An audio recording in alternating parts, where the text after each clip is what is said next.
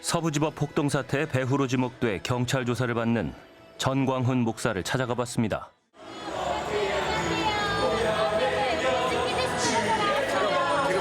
피디스톱이요. 저희요. 네. 안녕하세요. 아니 가이스 이렇게 봐. 아, 네. 어디서? 저희 MBC 피디스톱이요. 저번에 오라고 하셨는데. MBC 피디스톱. 아니 네.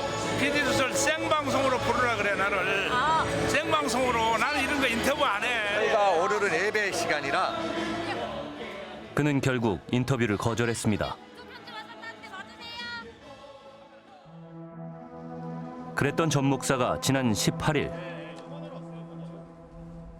기자회견을 자청했습니다. 기자들 다 모여봐 일로. 이쪽으로 가야 되면 서부지법 사태 10달 만에 경찰이 처음으로 전광훈 목사를 대면 조사한 날이었습니다. 서부지법 사태하고 우리하고는 저하고는 전혀 관련이 없죠. 아니 들어보세요. 날짜적으로 만나 안 만나. 우리는 7시 반에 종료했고 그 다음에 서부 사태가 일어난 것은 그 다음 날 새벽 3시에 일어난 거야. 이게 어떻게 관계성이 있어요? 그는 혐의를 전면 부인했습니다.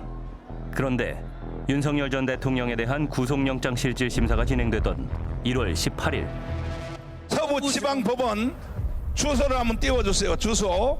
자, 우리는 빨리 그쪽으로 이동을 해야 됩니다. 오늘 내로 우리는 윤석열 대통령을 찾아와야 되는 것입니다. 주소를 띄우며 서부지방법원 앞으로 가자고 지지자들을 독려했습니다. 강제로라도 왜 국민중앙권이 최고의 권위니까 대통령을 서울구치소에서 모셔 나와야 되는 것입니다. 준비됐어요? 확실해요? 전 목사의 말에 따라 서부지법으로 이동한 지지자들. 창문을 깨고 난입한 겁니다. 전광훈 목사가 임명한 특임 전도사 2명도 가담했습니다. 이들은 구속돼 1심에서 각각 징역 3년과 징역 3년 6개월의 실형을 선고받았습니다. 경찰은 전 목사가 신앙심을 이용한 가스라이팅으로 서부지법 난동을 부추긴 정황이 있다고 보고 있습니다. 설교는 한 번 듣는 게 아니고 So regarding a sermon, you 같은 must 말을 not listen to it 여러 번 once, 들어야 돼. but you must 여러 번 들어야 re-listen. 가스라이팅이 되는 거야. That is how you get gaslighted into my message. 교회를 왜 와? Why do you come to church? 목사님한테 가스라이팅 하려고 오는 거지. In order to become gaslit by the 정신 나가지고 pastor. 말이야. 대가리를 박는다 실시. 왜? 니들 때문에 나라가 망해. 니들 때문에. 집회에 참가자를 목표치만큼 동원하지 못했다며 이른바 원산 폭격 자세를 강요한 상황. 전 목사의 지시에 교인들은 맹목적으로 순종합니다. 설교하실 때 교회는 목사가 가스라이팅하는 곳이다라고 말씀하신 적이 있는데 가스라이팅에 대한 혐의는 인정하시지 않는 건가요? 이거 보세요. 가스라이팅이란 말이 뭔 말이냔 말이야. 이거는 법률 용어도 아니고, 아니 그러니까 저 판사가 저 멍청한 놈이야. 자, 이것으로 마치도록 하겠습니다.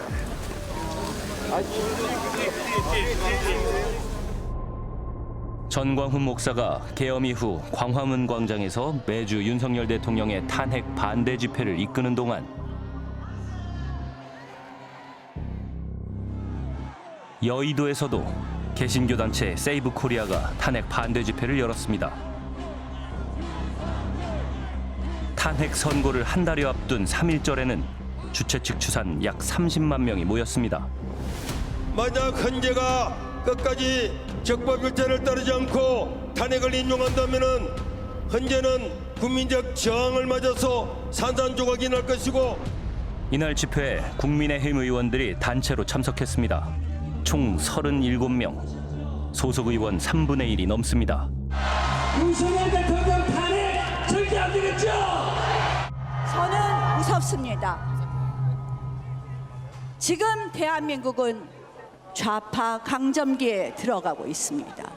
우리가 지금 해야 될 일은 입법, 사법, 언론에 암약하고 있는 좌파 기득권 세력을 척결하는 것입니다, 여러분.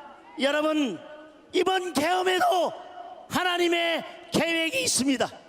하나님은 대한민국을 새롭게 하실 것입니다. 하나님이여 대한민국을 지키소서.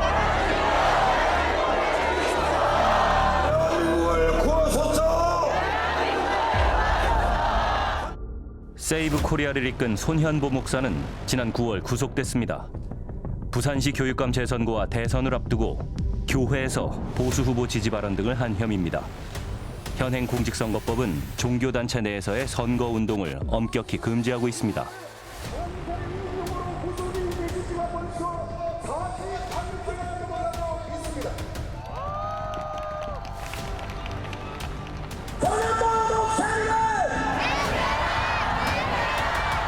지난 10월 열린 손 목사 석방 촉구 집회. 반갑습니다. 손현보 목사님이 감옥에 있을 것이 아니고 윤석열 전 대통령이 감옥에 있을 것이 아니고 이재명 대통령이 감옥에 있어야 할 줄로 믿습니다. 여러분 다 찬성하시죠? 김문수 전 국민의힘 대선 후보도 참석했습니다. 이 자유민주주의가 무너지고 있다는 것을 우리 손현보 목사님께서는 온몸으로 지금 부산구치소에서 온몸으로 전 국민들에게 보여주고 계십니다. 손현보 목사님 힘내세요. 뭉치자. 싸우자. 이기자. 손 목사의 선거법 위반은 이번이 처음이 아닙니다. 위반이 반복돼 이번에 구속까지 이르렀다는 분석입니다. 네, 장관님 안녕하세요. 저 MBC PD수첩의 서정민 PD라고 합니다. 손현보 목사님 설교 중에 하신 말씀을 가지고 구속시킨 것은 과도한 종교 탄압이라고 생각합니다. 정치적으로 종교를 이용하는 것에 대한 우려 섞인 목소리가 좀 나오는 것 같은데요. 이에 대한 장관님의 생각은 어떠신지?